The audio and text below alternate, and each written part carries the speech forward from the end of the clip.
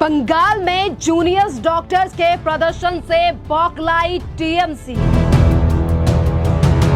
TMC नेता ने doctors को घेरने की दे दी धमकी।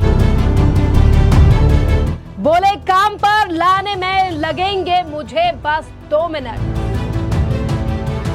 भाजपा बोली गैर जिम्मेदाराना बयान से हालात सिर्फ बिगड़ेंगे। स्ट्राइक करना नहीं है, आंदोलन ऐसा होना चाहिए सरकार को मजबूर होना पड़े।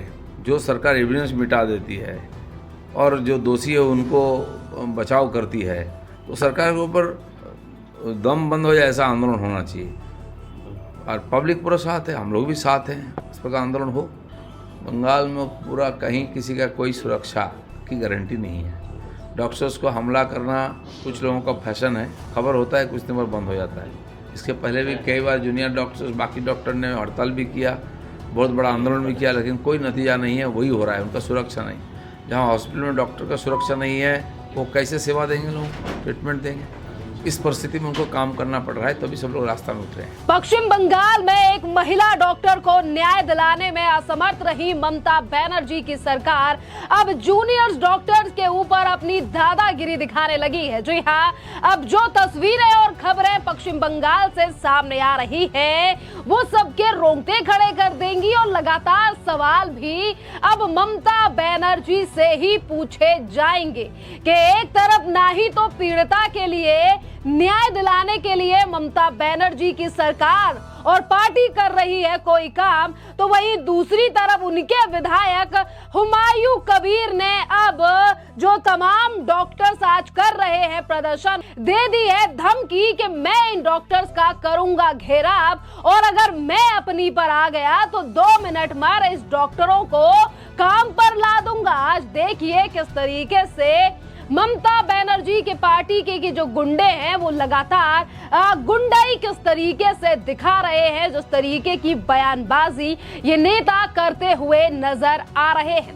एक तरफ आर्जिकल मेडिकल कॉलेज में ट्रेनी डॉक्टर के साथ रेप और हत्या का मामला अभी शांत नहीं हुआ है। ममता बनर्जी की पार्टी और सरकार शासन प्रशासन को लेकर लगातार सवाल उठ रहे हैं और वहीं ममता बनर्जी पार्टी के नेता हुमायूं देखिए किस तरीके से जूनियर्स डॉक्टर के लिए यहां पर धमकी देते हुए नजर आ रहे हैं और वो ये कह रहे हैं कि जूनियर्स डॉक्टर्स का घेराव हम करेंगे। मुर्शिदाबाद जिले के विधायक हुमायूं कबीर ने जूनियर्स डॉक्टरों के रवैये पर नाराजगी व्यक्त की है। उन्होंने कहा कि मुर्शिदाबाद मेडिकल कॉलेज के जूनियर डॉक्टर एयर कंडीशनिंग रूमों में बैठकर प्रदर्शन कर रहे हैं, जबकि सड़कों पर पीड़ित जो है वो पड़े हुए हैं।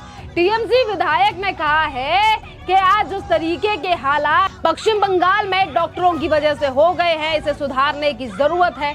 इन्होंने कहा मुझे मालूम चला है कि जूनियर डॉक्टरों के खिलाफ मेरी पिछली टिप्पणियों के लिए मेरे खिलाफ कई एफआईआर दर्ज की गई है। मैं डरता नहीं हूँ, 1000 लोगों की रैली निकालने दे। अगर मुझे मेरी टिप्पणियों के लिए जेल में डाला गया तो रिहा होते ही 10,000 लोगों के साथ जूनियर्स डॉक्टर्स का घेराव करूंगा। इसी के साथ गुंडे यानी कि एक अलग ही लहजे में टीएमसी के विधायक ने कहा है कि ये लोग आपको डॉक्टर कहलाने लायक लगते हैं, इन्हें ड्यूटी पर वापस भेजने के लिए मुझे 2 मिनट लगेगा। बता दें कि टीएमसी के विधायक ने ये टिप्पणी जूनियर डॉक्टर्स के द्वारा 30 सितंबर की दोपहर काम बंद करने के ऐलान के बाद की गई है। देखिए, आपके लिए बता दें कि एक तरफ ममता बनर्जी की सरकार जिस तरीके से डॉक्टर्स के बीच में जाकर अपनी अलग ही छवि पेश करने की कोशिश करती हैं, कहती हैं कि मैं भी प्रदर्शन कर कर राजनीति में आई हूं, पर आज उन्हीं के नेता किस तरीके से इन डॉक्टर्स के लिए धमकी दे रहे हैं, घेरने की बात कह रहे हैं। यानी कि ममता बनर्जी आज इस पूरे मामले पर ममता बनर्जी की पार्टी का दोहरा रवैया जो है वो सामने आ रहा है कि एक तरफ न्याय देने की बात, हम डॉक्टर्स के साथ हैं ये वाली बात, वहीं दूसरी तरफ ममता बनर्जी की पार्टी के जो विधायक हैं काफी ज्यादा करीबी हैं ममता बनर्जी के, ऐसे विधायक जो है वो आज डॉक्टर्स के लिए धमकी दे रहे हैं। जिस पर बीजेपी के नेता की भी प्रतिक्रिया जो है वो सामने आई है। बीजेपी नेता दिलीप घोष ने इस पूरे मामले पर अपनी बात रखते हुए कहा है कि टीएमसी नेताओं ने इस गैर जिम्मेदाराना बयान की स्थिति जो है वो स्थिति को बिगाड़ रही है। ममता बनर्जी के नेताओं को इस तरीके से गैर जिम्मेदाराना बयान नहीं देना चाहिए। इसी के साथ उन्होंने कहा कि ऐसी स्थिति हो गई है कि पूरी व्यवस्था जो है वो चरमरा गई है और अब चरमराने की कगार पर है। मरीजों की मौत के लिए परिजन व्यवस्था और यानी कि व्यवस्थाओं को जो है वो जिम्मेदार ठहराया जा रहा है और विरोध प्रदर्शन कर रहे हैं। दिलीप घोष ने आगे कहा, टीएमसी नेता धमकी भरे बयान दे रहे हैं जिससे सिर्फ और सिर्फ कुछ नहीं होगा, सिर्फ पश्चिम बंगाल की स्थिति जो है वो खराब होती जाएगी। क्योंकि देखिए यहाँ पर अगर विश्लेषण और तमाम चीजों पर नजर डाली जाए तो ममता बनर्जी की सरकार, पार्टी, व्यवस्था, प्रशासन और पुलिस तमाम लोगों को आज डॉक्टर्स को समझाने के बजाय जब उन डॉक्टर्स ने लगातार ये बात कही है कि हमारी मांग है और वो पूरी कर दी जाए, जिस तरीके से वो डॉक्टर्स जो है वो लगातार पीड़िता को न्याय दिलाने की बात कर रहे हैं, उनके साथ उनकी और भी कुछ मांगे हैं, पर सरकार और प्रशासन जो है वो सुनता हुआ दिखाई नहीं दे रहा है। क्योंकि कई बार ममता बनर्जी इन्हीं तमाम मुद्दों को लेकर डॉक्टर्स के बीच में गई हैं, पर भरोसा ना होने के कारण ही आज जो तमाम डॉक्टर्स हैं वो रोडों पर हैं और लगातार न्याय की गुहार जो है वो लगाते हुए नजर आ रहे हैं। और अगर ममता बनर्जी के नेता इस तरीके से बयानबाजी करेंगे, धमकी देंगे, तो कहीं ना कहीं ऐसा लग रहा है कि इसमें भी कहीं ममता बनर्जी की शय तो नहीं है। क्योंकि हुमायूं कबीर का ये पहला ऐसा बयान नहीं है। उन्होंने कई बार कभी प्रधानमंत्री नरेंद्र मोदी को लेकर इस तरीके से बयान दिए हैं, तो कभी वो हिंदुओं को लेकर भी इसी तरीके के बयान जो हैं वो दे चुके हैं।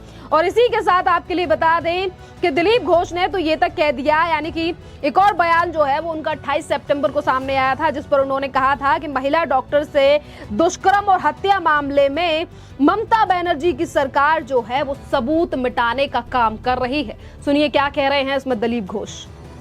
स्ट्राइक करना नहीं है, आंदोलन ऐसा होना चाहिए सरकार को मजबूर होना पड़े। जो सरकार एविडेंस मिटा देती है और जो दोषी है उनको बचाव करती है, तो सरकार के ऊपर दम बंद हो जाए, ऐसा आंदोलन होना चाहिए। और पब्लिक पूरा साथ है, हम लोग भी साथ हैं, इस प्रकार आंदोलन हो। बंगाल में पूरा कहीं किसी का कोई सुरक्षा की गारंटी नहीं है। डॉक्टर्स को हमला करना कुछ लोगों का फैशन है, खबर होता है, कुछ दिन बाद बंद हो जाता है। इसके पहले भी कई बार जूनियर डॉक्टर्स, बाकी डॉक्टर ने हड़ताल भी किया, बहुत बड़ा आंदोलन भी किया, लेकिन कोई नतीजा नहीं है। वही हो रहा है, उनका सुरक्षा नहीं। जहाँ हॉस्पिटल में डॉक्टर का सुरक्षा नहीं है, वो कैसे सेवा देंगे, लोग ट्रीटमेंट देंगे?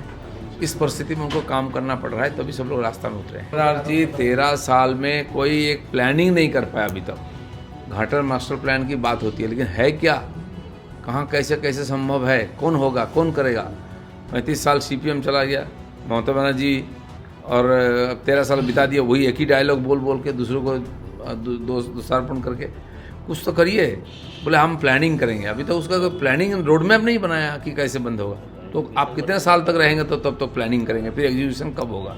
और जिस तरीके से पश्चिम बंगाल में प्रदर्शन कर रहे लोग और इसी के साथ तमाम स्टूडेंट्स की पिटाई की वीडियो भी सामने आ रही है, इस तरीके के मामले कई बार पश्चिम बंगाल से सामने आ रहे हैं, जिस पर केंद्रीय मंत्री गिरिराज चौहान ने भी ममता बनर्जी पर बड़ा हमला बोला है और कहा है कि इस तरीके की घटना जो आज सामने आ रही है, ये ममता बनर्जी का असली चेहरा उजागर कर रही है। पर वहीं दूसरी तरफ ममता बनर्जी अलग अलग मुद्दों को लेकर विक्टिम कार्ड खेलने में लगी हुई है और ये बात हम नहीं कह रहे, ये वो जनता कह रही है। आज जो पश्चिम बंगाल के मामले पर नजरें गड़ाए बैठी है, जिसकी नजर ये भी है कि प्रशासन और शासन क्या कर रहा है और उनकी नजर ये भी है कि सरकार की तरफ से पेश हुए वकील सुप्रीम कोर्ट में क्या क्या दलीलें दे रहे हैं। खैर, इस पूरे मामले पर आपकी जो भी राय हो, आप हमें कमेंट कर जरूर बताइए। धन्यवाद।